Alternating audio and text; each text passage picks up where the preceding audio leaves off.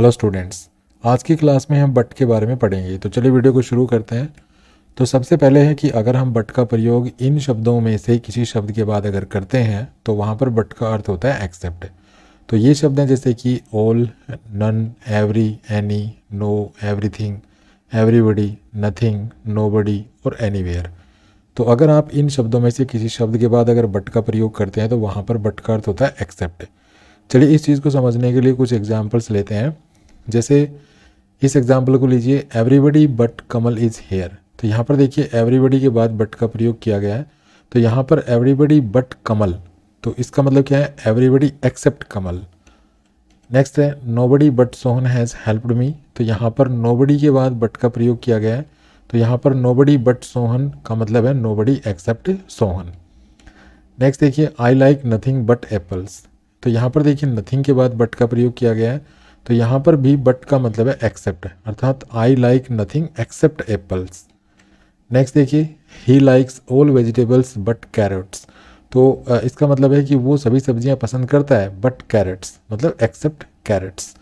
तो जब भी हम एक्सेप्ट का प्रयोग करते हैं तो एक्सेप्ट के बाद अगर हम कोई नाउन यूज करते हैं तो इसका मतलब हम जो कुछ भी कहा गया है उसमें से एक्सेप्ट के बाद जो नाउन है उसको एक्सक्लूड कर देते हैं। मतलब एक्सेप्ट का प्रयोग हम तब करते हैं जब हम किसी वस्तु को या व्यक्ति को एक्सक्लूड करके चलते हैं। ठीक है, एक्सक्लूड का मतलब बाहर निकालना और इंक्लूड का मतलब होता है शामिल करना। तो एक्सक्लूड होता है इंक्लूड का अपोजिट। ठीक है, अब इस चीज़ को कैसे समझते हैं, देखिए यहाँ पर लिखा हुआ है everybody but Kamal is here. मतलब यहाँ पर आप इसको थोड़ी देर के लिए छोड़ दीजिए और आप इसको पढ़िए, एवरीबडी इज हेयर, प्रत्येक व्यक्ति यहाँ पर है। ठीक है, लेकिन यहाँ पर लिखा हुआ है बट कमल, मतलब बट का प्रयोग यहाँ पर किस सेंस में हुआ है, एक्सेप्ट की सेंस में, मतलब एक्सेप्ट कमल। तो एवरीबडी में से इस कमल को निकाल दीजिए। ठीक है, मतलब प्रत्येक व्यक्ति यहाँ पे है लेकिन कमल नहीं है, एक्सेप्ट कमल। एवरीबडी में से माइनस कर दीजिए कमल को। तो जो बट या एक्सेप्ट हम ऐसे यूज करते हैं, मतलब या कह लीजिए बट को एक्सेप्ट की सेंस में जब हम ऐसे यूज करते हैं तो वहाँ पर बट या एक्सेप्ट के बाद जो भी नाउन है उसको हम माइनस करके चलते हैं। ठीक है, जो कुछ भी कहा गया है उसमें से उसको माइनस कर देते हैं। जैसे यहाँ पे देखिए, nobody but Sohan has helped me. अब यहाँ पे देखिए बट को थोड़ी देर के लिए, बट और सोहन को यहाँ से थोड़ी देर के लिए इसको रहने दीजिए और बाकी सेंटेंस पढ़िए। देखिए, नोबडी हैज़ हेल्प्ड मी, किसी ने भी मेरी मदद नहीं की। ठीक है, बट सोहन अर्थात एक्सेप्ट सोहन, अर्थात नोबडी में से सोहन को निकाल दीजिए। अर्थात इसका मतलब क्या हुआ, सोहन ने मेरी मदद की, बाकी किसी ने नहीं की। ठीक है, माइनस कर दीजिए सोहन को। तो यहाँ पर जो कुछ भी कहा गया है ना उसमें से एक्सक्लूड कर दिया जाता है एक्सेप्ट या बट के बाद जो नाउन होता है उसको। यहाँ पे देखिए, आई लाइक नथिंग, मुझे कुछ अच्छा नहीं लगता, मतलब मुझे कुछ पसंद नहीं है, बट एप्पल्स। तो नथिंग में से एप्पल्स को निकाल दीजिए, मतलब आई लाइक एप्पल्स, मुझे कुछ भी पसंद नहीं है लेकिन एप्पल्स के सिवाय एप्पल्स पसंद है। तो यहाँ पे देखिए अगले सेंटेंस देखिए, ही लाइक्स ऑल वेजिटेबल्स, उसे हर सब्जियां पसंद है, मतलब जो भी सब्जियां ना वो उसको पसंद है ही को, बट कैरेट्स, लेकिन कैरेट्स के सिवाय, अर्थात उसे कैरेट्स पसंद नहीं है। तो यहाँ पर ऑल वेजिटेबल्स जो भी कही गई हैं इसमें से क्या निकाल दीजिए, कैरेट्स को निकाल दीजिए। तो कैरेट्स को यहाँ पे माइनस कर दीजिए, तो उसे हर सब्जियां पसंद है। मतलब ही लाइक्स ऑल वेजिटेबल्स, भाई वैसे तो उसे ऑल वेजिटेबल्स पसंद है लेकिन कैरेट्स पसंद नहीं है। ठीक है, यहाँ पर क्या कह रहा है, आई लाइक नथिंग, मुझे कुछ पसंद नहीं है लेकिन एप्पल्स पसंद है। तो इस तरह से जब हम बट या एक्सेप्ट के बाद कोई नाउन लिखते हैं तो उसको एक्सक्लूड करके चलते हैं जो कुछ भी कहा गया है उसमें से। ठीक है, अब जैसे इस सेंटेंस को देखिए, everyone but my sister in our family likes tea. तो यहाँ पर देखिए एवरीवन, अब देखिए एवरीवन के बाद देखिए बट लिखा हुआ है, तो बट के बाद एक नाउन मिलेगा आपको। तो इसमें से इसको थोड़ी देर के लिए इसको हटा दीजिए और यहाँ पर ये सेंटेंस क्या कर रहा है, एवरीवन बट माई सिस्टर, मतलब everyone in our family likes tea, मतलब हमारे परिवार में सब लोग जो है चाय पसंद करते हैं, लेकिन एक्सक्लूड कर दीजिए माई सिस्टर को। ठीक है, क्योंकि ये बट के बाद लिखा है। तो यहाँ पर देखिए ये कहा गया कि प्रत्येक व्यक्ति हमारे फैमिली में चाय पसंद करता है, लेकिन एक्सक्लूड कर दीजिए किसको, माई सिस्टर को, अर्थात मेरी सिस्टर को जो कुछ कहा गया है ना वो पसंद नहीं है। ठीक है, हमारे परिवार में चाय तो सबको पसंद है लेकिन मेरी सिस्टर को ये चाय पसंद नहीं है। तो इस सेंटेंस को हम ऐसे भी लिख सकते हैं, everyone except my sister, everyone except my sister in our family likes tea. ठीक है, क्योंकि हम बट का प्रयोग एक्सेप्ट के अर्थ में करते हैं तो बट का प्रयोग जब हम एवरीवन, एवरीबडी, ठीक है, ऑल, जैसे ये शब्द मैंने बताए थे, तो इन शब्दों के बाद जब हम बट का प्रयोग करते हैं तो वहाँ पर बट का अर्थ होता है एक्सेप्ट। तो ऐसे में एक्सेप्ट या बट के बाद जो कुछ भी लिखा हुआ होता है उसको बाकी जो सेंटेंस में जो कुछ भी कहा गया है उसमें से एक्सक्लूड करके हम चलते हैं। तो यहाँ पर यही कहा गया है कि हमारे परिवार में भाई प्रत्येक व्यक्ति को चाय पसंद है, ठीक है, वो everyone in our family likes tea but my sister, इसका मतलब मेरी बहन को चाय पसंद नहीं है, ठीक है। आप इस सेंटेंस को ऐसे भी लिख सकते हैं या ऐसे भी लिख सकते हैं, दोनों तरह से लिख सकते हैं। उसके बाद अगर आप एक्सेप्ट माई सिस्टर लिखते हैं, एक्सेप्ट माई सिस्टर, ठीक है, अगर आप ऐसे लिखते हैं तो आप इस एक्सेप्ट माई सिस्टर को आप लास्ट में भी ले जा सकते हैं, ठीक है, लास्ट में इसको ले जा सकते हैं। जैसे इस सेंटेंस को देखिए ऐसे लिखा है, everyone in our family likes tea except my sister, तो ये सेंटेंस तो सही है, लेकिन यहाँ पर जो बट माई सिस्टर लिखा है ना, यहाँ पे इसको अगर आप लास्ट में ले जाएंगे, यहाँ पर बट माई सिस्टर, जैसे यहाँ से इसको हटा करके और अगर लास्ट में ले जाएंगे तो ये गलत हो जाएगा, ठीक है। ये चीज़ आपको ध्यान रखनी है। अगर आप ऐसे कहते हैं everyone but my sister in our family likes tea, तो आपको ये बट माई सिस्टर यहीं पे रखना पड़ेगा। लेकिन अगर आप एवरीवन एक्सेप्ट माई सिस्टर लिखते हैं तो इसको आप यहाँ से हटा करके, ठीक है, यहाँ से हटा करके और लास्ट में भी लिख सकते हैं, जैसे यहाँ पे इस सेंटेंस में लिखा गया है। नेक्स्ट है, कई बार हम बट के बाद फॉर प्रीपोजिशन का प्रयोग करते हैं। तो बट के बाद जब हम फॉर का प्रयोग करते हैं तो इसका मतलब होता है if something had not existed या if something had not happened, अर्थात बट फॉर का प्रयोग उस कारण के बारे में बताने के लिए किया जाता है जिसकी वजह से कोई कार्य नहीं हुआ। तो इस चीज़ को समझने के लिए एक एग्जाम्पल लेते हैं, जैसे but for the traffic I would have been here an hour ago, मतलब अगर ट्रैफिक नहीं होता तो मैं यहाँ पर 1 घंटा पहले होता। तो यहाँ पर आप इसको कैसे समझ सकते हैं, देखिए सबसे पहले तो आपको देखना है बट फॉर लिखा हुआ है, ठीक है। अब बट फॉर के बाद एक नाउन लिखा हुआ है यहाँ पर द ट्रैफिक, तो यहाँ पे जो कुछ कहा गया है बट फॉर के बाद जो कुछ लिखा हुआ है ना, इसको तो आप एक तरफ छोड़ दीजिए, लेकिन जो कुछ यहाँ पे लिखा हुआ है, जो कुछ भी यहाँ पे लिखा हुआ है, इसका जो मीनिंग निकलता है इसके अपोजिट चले जाइए आप, ठीक है। अब इसके अपोजिट जब आप जाएंगे तो उसका जो कारण निकलेगा वो ये चीज़ होगी, ठीक है। आप अपोजिट क्यों जाएंगे, क्योंकि यहाँ पे मान लीजिए बट लिखा हुआ है, तो आप ये समझ जाइए कि यहाँ पे बट लिखा हुआ है, तो बट कैसे यूज होता है, बट किस चीज़ को अपोजिट करने के लिए यूज होता है, ठीक है। जैसे अगर मैं कहूँ I worked hard but I failed, ठीक है। अब क्या कहा गया यहाँ पे, मैंने कड़ी मेहनत की तो मुझे पास होना चाहिए था लेकिन बट लगा दिया, तो यहाँ पर इसके अनुसार काम होना था कुछ लेकिन हो गया कुछ, तो बट के बाद देखिए आगे क्या लिख रखा है, आई फेल्ड, तो इसके अकॉर्डिंग काम होना था लेकिन हो गया उल्टा, ठीक है। तो बट जो है वो अपोजिट मीनिंग कन्वे करने के लिए प्रयोग किया जाता है। तो यहाँ पर आप इसको ऐसे समझ सकते हैं, देखिए बट फोर लगा हुआ है, बट फोर के बाद एक नाउन लिखा हुआ है, तो यहाँ पे जो कुछ भी कहा गया है आप इस मीनिंग के अपोजिट आपको जाना होगा। तो यहाँ पर ये क्या कह रहा है कि I would have been here an hour ago, मैं यहाँ पर 1 घंटा पहले होता, ठीक है, लेकिन हकीकत क्या है कि मैं नहीं था, ठीक है। मैं यहाँ पर 1 घंटा पहले होता लेकिन मैं नहीं था 1 घंटा पहले यहाँ पे, या 1 घंटा पहले यहाँ पे नहीं हूँ। लेकिन क्यों नहीं हूँ, इसकी वजह क्या है, ट्रैफिक, ठीक है। अगर ट्रैफिक नहीं होता तो मैं यहाँ 1 घंटे पहले होता, लेकिन मैं नहीं था 1 घंटे पहले, नहीं आ पहुँचा, तो यहाँ पर इसकी वजह क्या है, ये ट्रैफिक। एक नेक्स्ट एग्जाम्पल देखिए, उससे आपको और समझ में आएगा। देखिए but for your help I would not have boat the car, अब यहाँ पर देखिए बट फोर लगा हुआ है, बट फोर के बाद एक नाउन फ्रेज है यहाँ पे, तो यहाँ पर जो कुछ भी कहा गया है, देखिए यहाँ पे क्या कहा गया है, I would not have boat the car, मैं ये कार नहीं खरीद पाता, लेकिन इसके अपोजिट चले जाइए, अर्थात मैंने ये कार खरीदी। अब क्यों खरीदी, इसका कारण क्या है, ये, ठीक है, आपकी मदद से।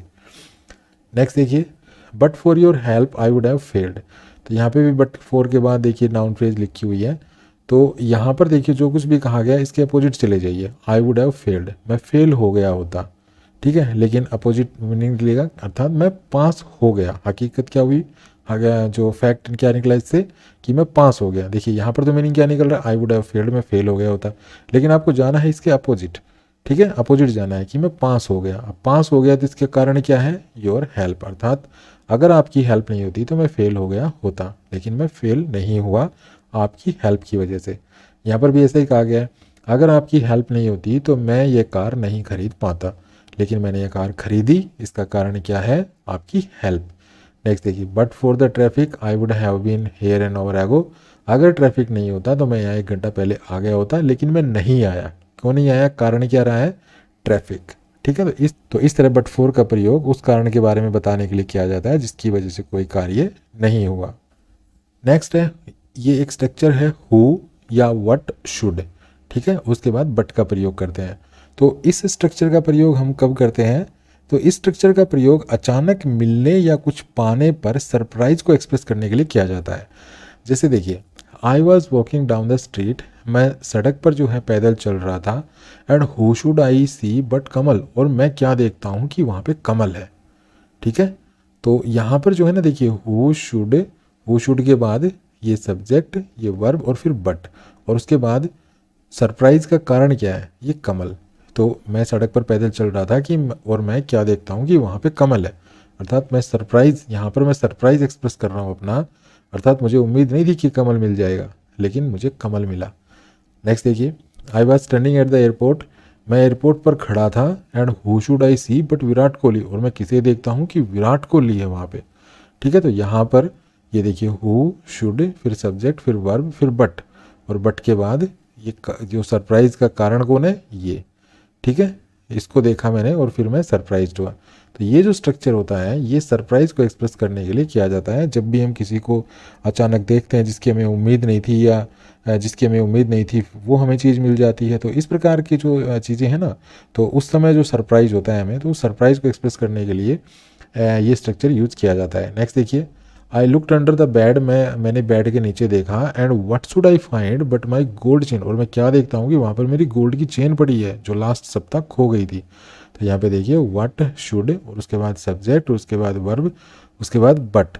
ठीक है, बट के बाद सरप्राइज का कारण क्या था? माई गोल्ड चेन, जो कि लास्ट वीक जो खो गई थी।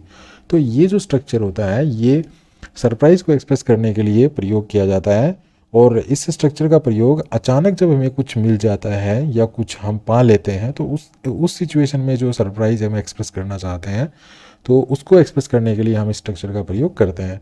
जब हम इस स्ट्रक्चर का प्रयोग करते हैं तो देखिए हम क्या यूज करते हैं। अगर कोई पर्सन हमें अचानक मिल जाता है जिसकी हमें उम्मीद ही नहीं है, ठीक है ना, हमें विश्वास ही नहीं था कि हमें वो आदमी मिल जाएगा, हमें वो पर्सन मिल जाएगा, लेकिन फिर हमें अगर वो मिल जाता है तो हम यूज करते हैं हु। मतलब किसी पर्सन के मिलने पर जो सरप्राइज होता है हमें, तो उस सरप्राइज को एक्सप्रेस करने के लिए हम हु यूज़ करते हैं। हु के बाद हम शुड लगाते हैं, फिर बट, और बट के बाद वो पर्सन का नाम लिख देते हैं जिसको देख करके हम सरप्राइज्ड हुए। लेकिन अगर कोई नॉन लिविंग थिंग है, कोई वस्तु है, उसको देख करके हमें कोई सरप्राइज होता है, जैसे कि यहाँ पे देखिए, यहाँ पे मैं गोल्ड चेन की बात कर रहा हूँ, मेरी सोने की चेन थी, ठीक है ना, वो मुझे मिल गई बेड के नीचे जो पिछले सप्ताह खो गई थी। तो यहाँ पर ये वस्तु है, कोई पर्सन तो है नहीं, तो अगर पर्सन नहीं है, कोई वस्तु है, तो हम वट का प्रयोग करते हैं, हु का प्रयोग नहीं करते हैं। ठीक है, तो ये भी काफ़ी इंपॉर्टेंट स्ट्रक्चर होता है। उसके बाद बात करते हैं कि हम बट के बाद वर्ब कौन सी लगाते हैं। तो देखिए, बट के बाद वर्ब की फॉर्म इस बात पर निर्भर करती है कि बट से पहले क्या आया हुआ है। जैसे इस सेंटेंस को देखिए, I am interested in nothing but painting. तो यहाँ पर देखिए, बट से पहले आपको एक शब्द मिलेगा, इसको छोड़ दीजिए, इससे पहले देखिए क्या है, इन प्रीपोजिशन है। तो इन प्रीपोजिशन के बाद हम जीरंड का प्रयोग करते हैं, अर्थात इनके बाद अगर हम कोई दूसरी वर्ब लगाते हैं तो उसके बाद हम आईएनजी का यूज करते हैं। ठीक है, तो यहाँ पर देखिए इन, और इनके बाद देखिए, इनके बाद क्या है, इनके बाद यहाँ पर ये देखिए पेंटिंग लिखा हुआ है। तो यहाँ पर आप ये इन प्रीपोजिशन के बाद देखेंगे कि इन प्रीपोजिशन के बाद क्या लगाते हैं। तो इनके बाद अगर हम कोई दूसरी वर्ब लगाते हैं तो इसके बाद हम आईएनजी लगाएंगे। तो बट के बाद देखिए वर्ब आ रही है, तो इस वर्ब के बाद हम आईएनजी लगा के चलेंगे। नेक्स्ट देखिए, I did nothing but paint. तो यहाँ पे देखिए, बट से पहले वाला जो शब्द है ना, इसको आप छोड़ दीजिए, इससे पहले देखिए क्या है, तो डिड है। तो डिड के बाद हम वर्ब की फर्स्ट फॉर्म लगाते हैं, तो यहाँ पे देखिए बट के बाद भी वर्ब की फर्स्ट फॉर्म है। यहाँ पे इनके बाद जीरंड लगाते हैं, तो देखिए इनके बाद यहाँ पे बट के बाद वही लगाना है जो इनके बाद आना होता है। आगे देखिए, Kamal does nothing all day but play. तो यहाँ पे देखिए बट से पहले ये क्या आया है, ये यहाँ पे देखिए वर्ब देखिए क्या आई है, क्या है डज। तो डज के बाद हम क्या लगाते हैं, वर्ब की फर्स्ट फॉर्म। तो यहाँ पर बट के बाद भी आपको वर्ब की फर्स्ट फॉर्म ही लगानी होती है। तो इस तरह बट के बाद जो है कौन सी वर्ब आएगी, ये इस बात पर डिपेंड करता है कि बट से पहले क्या आया हुआ है। उसके बाद है कांट हेल्प। देखिए कांट हेल्प एक ईडियम होता है, और कांट हेल्प के बाद जब हम कोई वर्ब यूज़ करते हैं तो उस वर्ब के बाद हम आईएनजी का प्रयोग करते हैं, मतलब वो वर्ब की फर्स्ट फॉर्म लगा करके और वर्ब की फर्स्ट फॉर्म के साथ हम आईएनजी का प्रयोग करते हैं इस तरह से। तो ये तो हुई कांट हेल्प की बात। लेकिन अगर हम कांट हेल्प के बाद बट का प्रयोग करते हैं, ठीक है, तो बट के बाद आपको बेयर इन्फिनिटिव का प्रयोग करना होता है, और ये जो बट से पहले ये जो कांट हेल्प में जो हेल्प है इसको हम हटा देते हैं। ठीक है, जैसे एग्जांपल देखिए, आई कुडंट हेल्प लाफिंग। तो यहाँ पर तो देखिए बट का प्रयोग नहीं हुआ है, यहाँ पर तो हमने कांट हेल्प को पास्ट टेंस में यूज़ किया, कुडंट हेल्प। तो इसके बाद तो देखिए हमने यहाँ पे वर्ब के साथ आईएनजी लगा रखी है। ठीक है, उसके बाद देखिए अगर मैं कहता हूँ आई could not help but laugh, तो यहाँ पे देखिए आई कुड नॉट हेल्प मैंने यहाँ पे यूज़ किया। ठीक है, इसके बाद मैंने बट लगाया, तो अब बट के बाद मैं ये वर्ब के साथ आईएनजी नहीं लगाऊंगा, अब मैं यहाँ पे बेयर इन्फिनिटिव यूज़ करूँगा। बेयर इन्फिनिटिव का मतलब है वर्ब की फर्स्ट फॉर्म अर्थात बेस फॉर्म, और बट से पहले जो ये कुड नॉट हेल्प है इसमें से हेल्प को मैं हटा दूंगा। ठीक है, तो मेरा सेंटेंस क्या बन जाएगा, I could not but laugh. ठीक है, ये हो जाएगा। नेक्स्ट देखिए, one could not help but admire his courage. तो यहाँ पे देखिए वन कुड नॉट हेल्प, तो ये देखिए कुड नॉट हेल्प लगाया हमने यहाँ पे। ठीक है, उसके बाद हमने बट लगाया, तो बट के बाद जो वर्ब आएगी बेयर इन्फिनिटिव आएगी, तो बेयर इन्फिनिटिव है यहाँ पर। और इस सेंटेंस में जो बट से पहले जो ये हम कुड नॉट हेल्प में हेल्प लगा रहे हैं इसको हेल्प को हटा देंगे, तो ये हमारा सेंटेंस क्या बन जाएगा, one could not but admire his courage. ठीक है, तो इस चीज़ को आपको ध्यान रखना है, काफ़ी इंपॉर्टेंट बातें हैं ये। उसके बाद है, अगर हम no alternative, no choice, no option के बाद बट का प्रयोग करते हैं तो हम टू इन्फिनेटिव का प्रयोग करते हैं। तो यहाँ पर तो हमने क्या देखा कि हम कांट हेल्प के बाद अगर बट का प्रयोग करते हैं तो हम बट के बाद बेयर इन्फिनेटिव लगाते हैं, लेकिन कांट हेल्प में से हम हेल्प को हटा देते हैं। लेकिन यहाँ पर आपको ध्यान रखना है कि अगर हम बट से पहले नो अल्टरनेटिव, नो चॉइस या नो ऑप्शन इन शब्दों में से किसी का प्रयोग करते हैं तो बट के बाद हम टू इन्फिनेटिव का प्रयोग करते हैं। जैसे एग्जाम्पल देखिए, the train was cancelled so I had no alternative but to take a bus. तो यहाँ पर देखिए यहाँ पे बट लगा हुआ है, और बट से पहले देखिए नो अल्टरनेटिव इसका प्रयोग किया गया, नो अल्टरनेटिव। तो यहाँ पे बट के बाद आपको टू इन्फिनेटिव लगाना है, तो देखिए टू टेक यहाँ पर टू इन्फिनेटिव है।